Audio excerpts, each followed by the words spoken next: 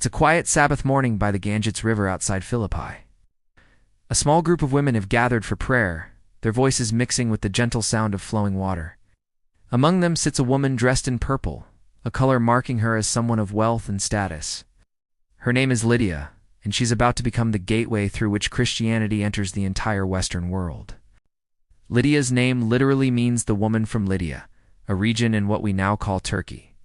But she had made a bold business move, relocating to Philippi, a Roman colony in Macedonia. The purple dye came from thousands of tiny sea snails, making a pound of purple cloth cost more than most people earned in a year. In a world where women rarely owned businesses, Lydia was thriving. She owned a spacious home, managed a household, and built a trade network across the Mediterranean. The Bible never mentions a husband significant in that culture. She was independent, successful, and in control of her destiny. Yet something was missing. Lydia had money, status, and security, but she was spiritually hungry. Philippi's Jewish community was so small, they couldn't form a synagogue, so seekers met by the river every Sabbath. Lydia was among them. A God-fearer who had rejected Roman mythology to worship the one true God. This successful businesswoman knelt in prayer with fishermen's wives and merchants' daughters, united by their hunger for something more. Meanwhile, the Apostle Paul received a vision, a man from Macedonia pleading, "Come over to Macedonia and help us."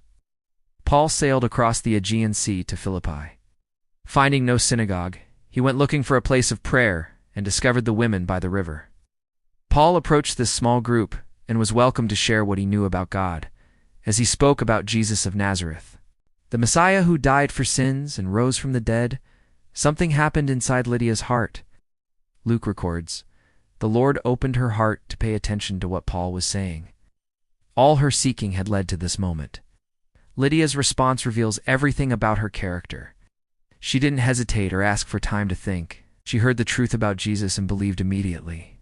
"I want to be baptized," she declared. "All of us, my whole household." The purple merchant led her entire family and servants into the river, becoming the first Christian in all of Europe. But Lydia wasn't finished. As they emerged from the water, she looked at Paul with sparkling eyes. "If you consider me a believer in the Lord, come and stay at my house."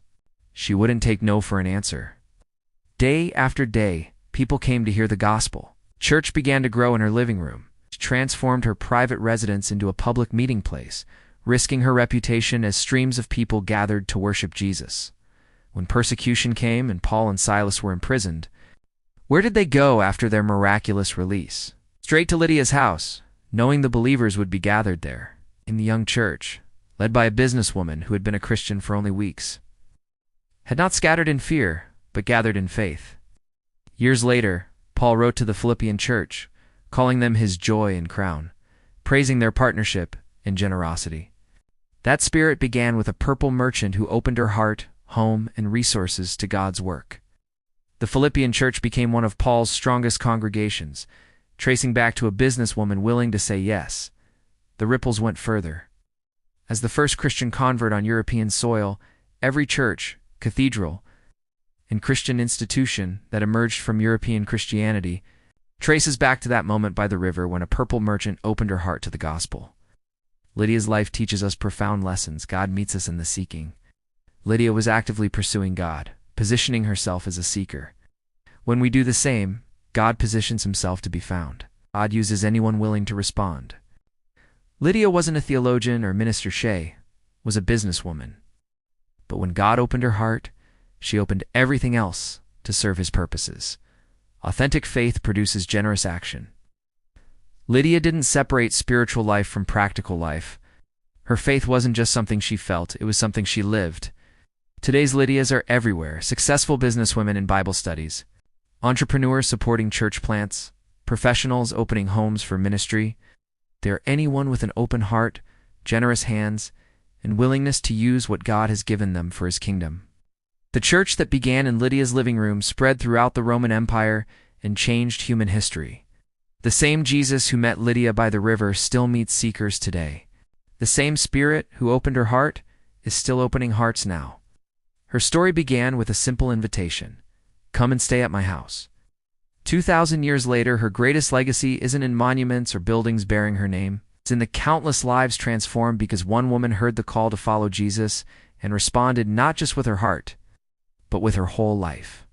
That's the legacy that continues to ripple through history.